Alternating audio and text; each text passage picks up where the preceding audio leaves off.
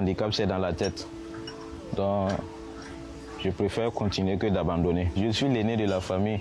Donc, si l'handicap me pose un problème et puis j'abandonne, que feraient mes frères maintenant?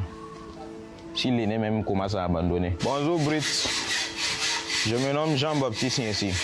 Je suis handicapé soudeur au Centre national des handicapés. Donc, je vous montre les détails de la fabrication des engins pour les handicapés.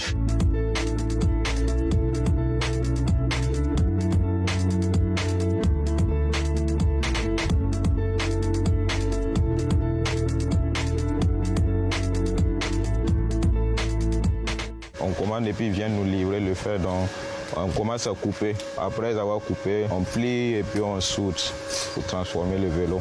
Après, on part payer les roues pour venir monter. Donc ça, c'est le lieu où on coupe le matériel.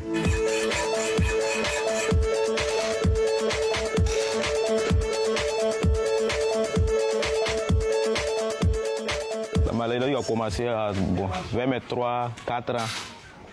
Une maladie que je ne connais pas, il s'agit de quelle maladie. Puis je pas manque de moyens. Je n'ai pas eu les soins adéquats.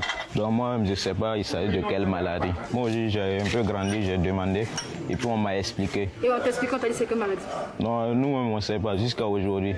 Je ne sais pas, il s'agit de quelle maladie. La maladie m'a fait beaucoup souffrir. Puis des fois même, tu as envie de faire quelque chose, mais tu n'y arrives pas à cause de ton handicap. Tu as besoin de faire quelque chose, mais tu ne peux pas. Pas que tu ne veux pas, mais tu ne peux pas.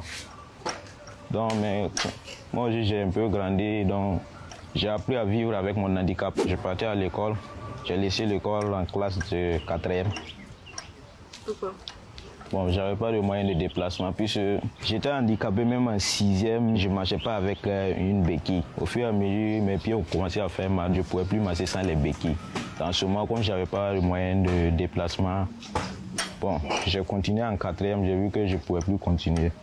Par manque de moyens de déplacement, donc j'ai préféré abandonner et me lancer dans une formation. Et comment tu rentres dans ce centre-là? Je suis rentré en 2022, le début de 2022, vers la 2e année maintenant. Je me suis dit que je pourrais me lancer, apprendre quelque chose et puis un jour que moi aussi je puisse ouvrir mon propre atelier, embaucher des frères handicapés aussi. Le centre existe depuis 1990.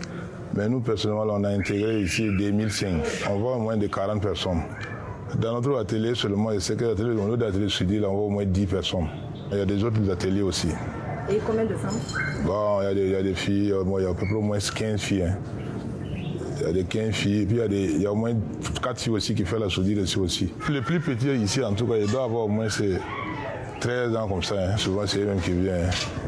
Et évidemment, tous ceux qui sont là, ils sont venus à eux-mêmes. Et aujourd'hui, c'est quoi votre appel?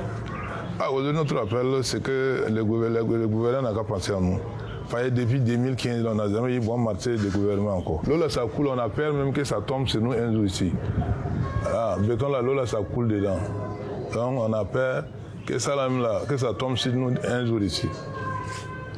On les demande seulement qu'ils n'ont qu'à venir nous aider seulement.